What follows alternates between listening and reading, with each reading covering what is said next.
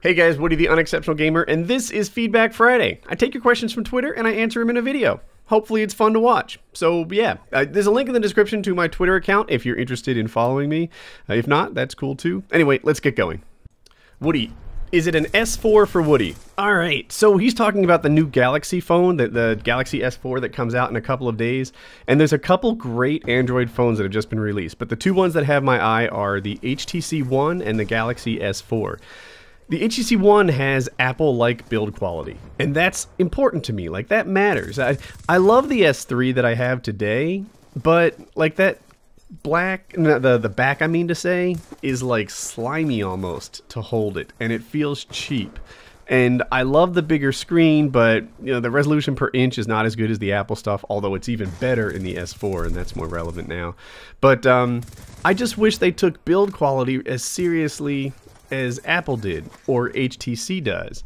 So I'm looking seriously at them. The thing about the S4 is it has this one killer feature. It uses the front and back cameras at the same time. And for a guy like me who occasionally makes vlogs and wants them to be, you know, best in class, like that's of course the goal, to make the best ones out there, it's like, wow, I sure would love to be able to have you guys see what I'm seeing in front of me while also seeing me on camera. And I think the HTC One can't do that. So I think I'm gonna go S4 so that I can do better vlogs, but if I wasn't me, I'd probably go HTC One.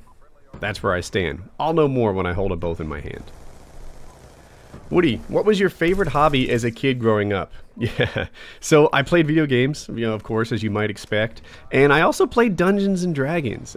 I don't know what Dungeons and Dragons is like today. I imagine it's all computerized and stuff, but back in the day, when it was all about books and dice, I played it constantly. My friends and I would play it all the time, and we were kind of young for it, so we messed up the rules a lot, but the spirit was there, and yeah, that was my hobby. And I liked playing it, and I also liked that my parents liked me playing it, because it involved like carrying textbooks around and doing some math and things like that.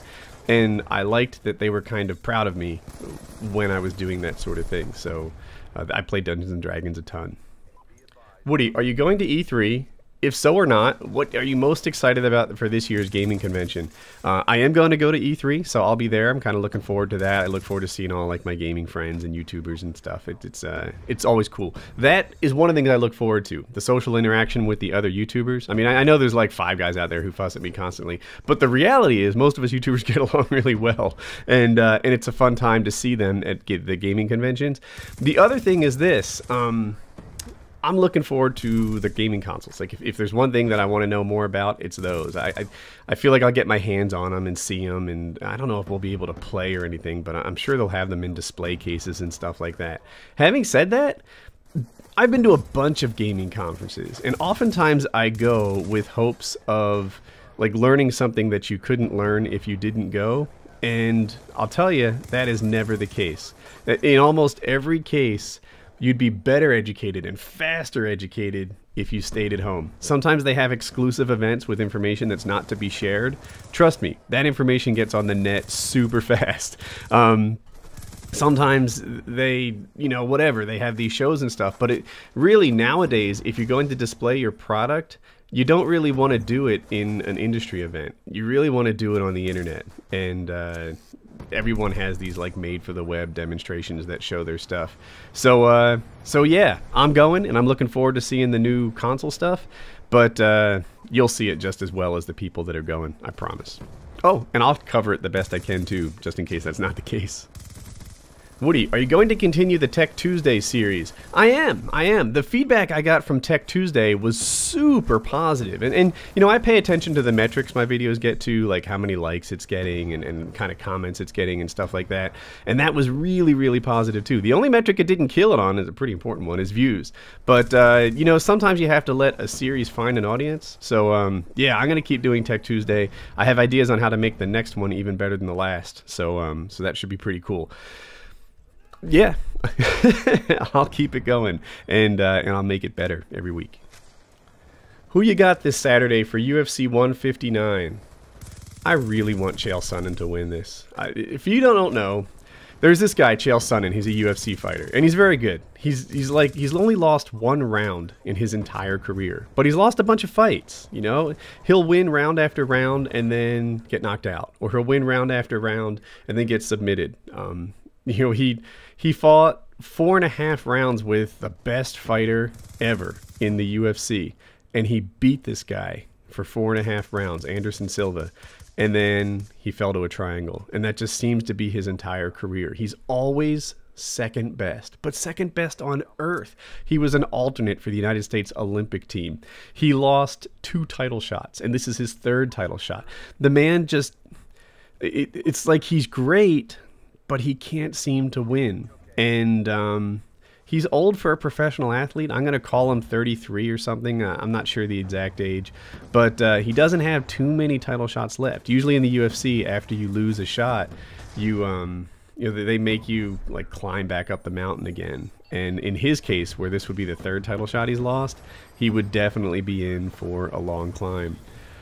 I haven't been this emotionally invested in a sporting event where I didn't know any of the participants in ages. I can't remember the last time where I really cared like I do for this event. And it's Saturday night, and you know, who do I have? You know, look, everybody knows the smart money is on Jon Jones. Jon Jones is one of the best fighters ever to be in the UFC. If he wins tonight, he will share the record for most consecutive title defenses in his weight class with Tito Ortiz. He's great, and you know, if you're asking for betting advice, probably Jon Jones, even though he's a massive favorite, so you won't earn much. But if you're asking who I want to win, man, I really want Chael Sonnen to win this. I want things to finally go his way. So, you know, there's your answer. Question short but sweet. Woody, why fencing? So he's talking about my kids. Both of my kids participate in fencing, and he wanted to know why. When you homeschool kids, you do something to get them a gym class. That's the deal. And there's usually a bunch of businesses who are more than willing to help out with that. So in our case, the first thing we tried was rock climbing, which is a pretty cool sport. And like, you know, they open up the rock climbing facility, is indoor rock climbing, and you know, make it available to the homeschool people and stuff like that. And it was nice, but it just didn't seem like it was our kids' cup of tea. Like, my daughter was really social and kind of hung out more than climbed. And, you know, there were aspects of it where we were worried that Colin would fall and such. And so anyway, next thing we tried was fencing, and Colin did that. And the instructors were just perfect and totally willing to work with Colin, you know, because he's not the kind of kid where you can just tell him something once and assume that it's heard and stuck forever. And his instructors were really like able to work with him and stuff, and he liked it so much that Hope got into it and wanted to give it a try. Now Hope got really passionate about fencing, so that's how it happened. They really got started because they were homeschool friendly, and they really kept at it because our local, they call it a club, is really easy to work with. That's why. Woody, where do you see yourself in 10 years? I mean, I don't think Call of Duty will last forever. Yeah, Call of Duty will certainly not last forever. I don't see my channel as tied to COD. I know I'd play a lot of COD on it. But, you know, let's say hypothetically Halo came back and became the next big game, or some other game that we barely heard of does. It wouldn't take me long at all to be unexceptional at that game and then just start doing my thing. That's not a problem. If I was a pro, it'd be a scarier thing. But, you know, for where I am, you know, I'm fine. I can switch games. Having said that, you know, we all know COD channels don't last forever. There's always kind of a changing of the guard. And I have enjoyed not having a boss tremendously. You know, of course, there's always people to answer to. I answer to subscribers instead of a manager now.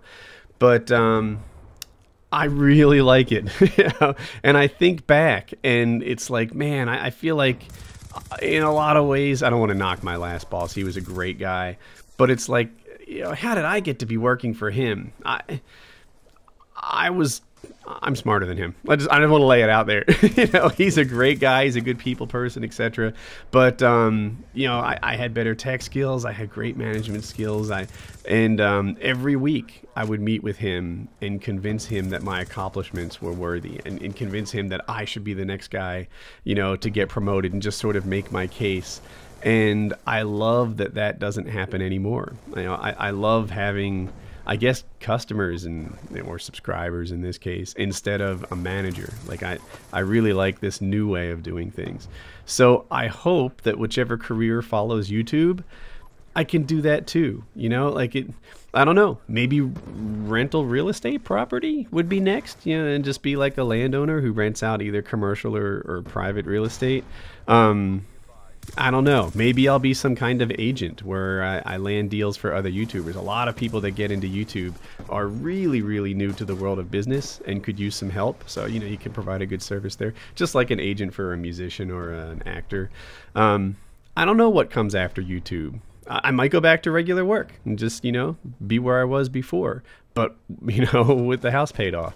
That could happen too. But I hope that, you know, I'm not thirsting for promotion and my manager's approval like I was before YouTube. I hope that part is past me.